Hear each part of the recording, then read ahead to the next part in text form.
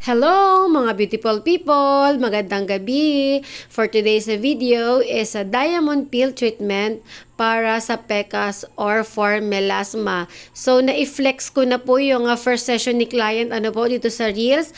At kung mapapansin nyo po na mas makapal po yung unang session natin. Ngayon po sa kumpara sa ating second session. So, napansin ko po at napansin din ni client na pumino po yung kanyang face. Mamaya po makikita natin sa huling part ng ating video yung before ni client.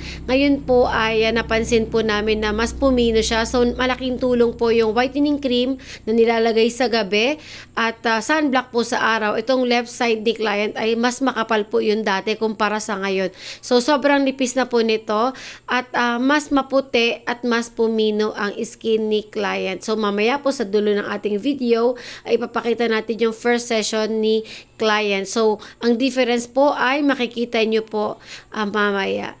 So, yan po, di ba po, makapal-kapal siya nung una, pero ngayon po ay mas manipis. Ayan po, yung first session. So, ang kapal. Ayan po yung kanan niya. So, mas makapal po. And then, ito po yung after second session ni client. So, no filter tayo mga beautiful people.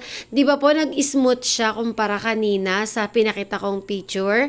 At nag-blooming skin ang face ni client. Sa mga nagustuhan po, please like and share.